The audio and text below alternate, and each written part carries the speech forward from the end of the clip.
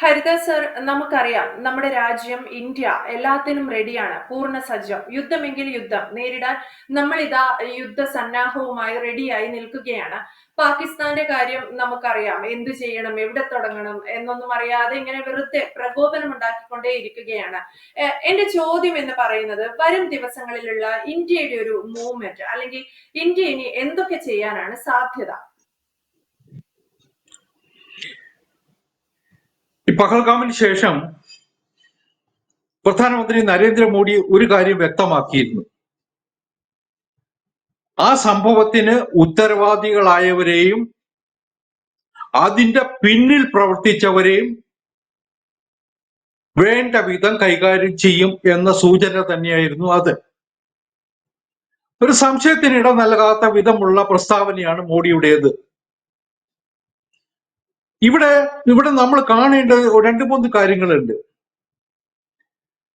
എന്താണ് ഗവൺമെന്റ് തീരുമാനിക്കാൻ പോകുന്നത് എന്ന് പറയാൻ നമ്മൾ ആർക്കും കഴിയില്ല. നമ്മൾ എല്ലാവരും അക്കാര്യത്തിൽ അശക്തരാണ്. ആ തീരുമാനം എടുക്കേണ്ടത് സൈനിക തലത്തിലാണ്, ഭരണതലത്തിലാണ്. ആ തീരുമാനം എന്തെന്ന് മുൻകൂട്ടി അറിയാൻ കഴിയും എന്ന് ഈ രാജ്യത്തുള്ളവർ ആരെങ്കിലും കരുതുന്നുണ്ടെന്ന് ഞാൻ കരുതുന്നില്ല. കാരണം ഉറിക്ക് ശേഷം, പുൽവാമയ്ക്ക് ശേഷം ഇന്ത്യ ഗവൺമെന്റ് ശക്തമായ നടപടികൾ സ്വീകരിച്ചത് നമ്മുടെ മുമ്പിലുണ്ട്. അന്നൊക്കെ നടപടി നടന്നതിന് ശേഷമാണ്, എന്താണോ ചെയ്യേണ്ടത് അത് ചെയ്തതിന് ശേഷമാണ് പുറം ലോകം അറിഞ്ഞത്, രാജ്യം അറിഞ്ഞത്. അത്തരത്തിലുള്ള ഒരു നീക്കം തന്നെയാകും ഇത്തവണയും ഉണ്ടാകുക എന്ന് കരുതുന്ന രാഷ്ട്രീയ നിരീക്ഷകന്മാരെയും സൈനിക വിദഗ്ധന്മാരെയും ഒക്കെ നമ്മൾ കാണുകയുണ്ടായി. എന്തായാലും ആ തീരുമാനത്തിന് നമ്മൾ കാത്തിരിക്കുക. വേണ്ടതേ ചെയ്യൂ, വേണ്ടത് ചെയ്യും എന്ന ആത്മവിശ്വാസം നമുക്കുണ്ട്. അതിന് തക്ക ഒരു ശക്തമായ സൈന്യം നമുക്കുണ്ട്, ഭരണകൂടം നമുക്കുണ്ട്. അവരിൽ വിശ്വാസം അർപ്പിക്കേണ്ട സമയമാണിത് എന്നാണ് എനിക്ക് തോന്നുന്നത്. സ്പെക്കുലേഷന് ഒരു സാധ്യതയുമില്ല.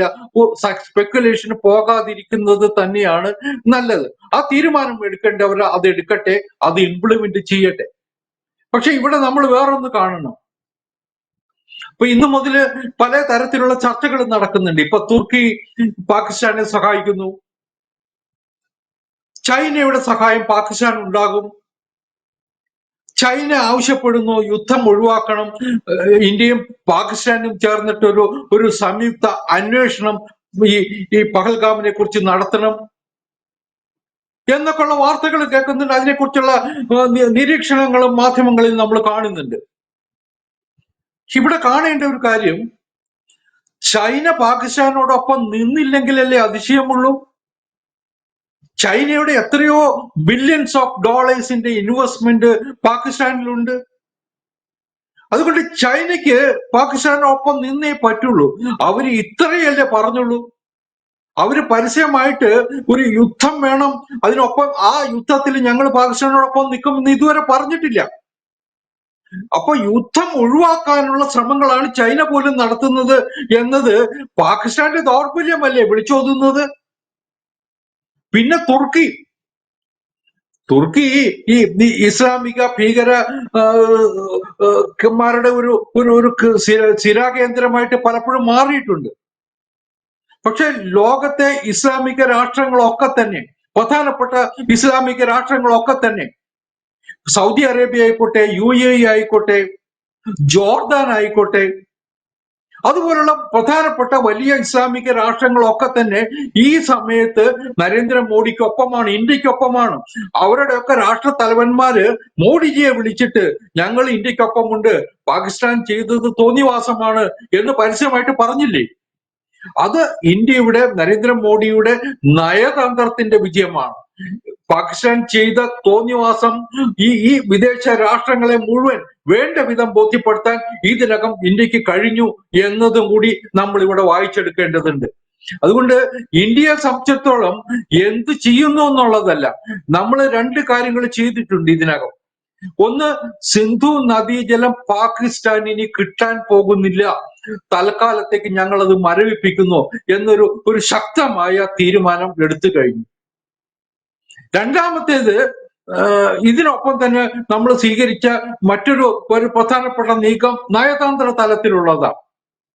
പാകിസ്ഥാനിലെ ഇന്ത്യൻ എംബസിയിലെ ശക്തി വെട്ടിക്കുറച്ചു.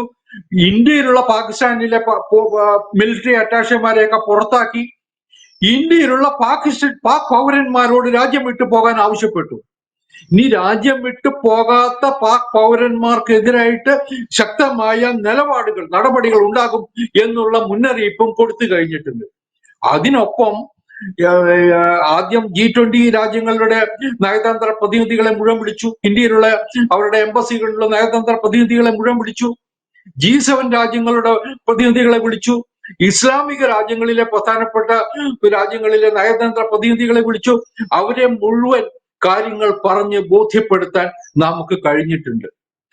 Russian president, American president, French president, ജർമ്മന്റെ ചാൻസലർ, അങ്ങനെ ജപ്പാന്റെ പ്രധാനമന്ത്രി, അങ്ങനെ ലോകത്തെ പ്രധാനപ്പെട്ട ശക്തരായ രാജ്യങ്ങളൊക്കെ തന്നെ ഈ വേളയിൽ മോഡിജിക്കൊപ്പമുണ്ട്, ഇന്ത്യക്കൊപ്പമുണ്ട്.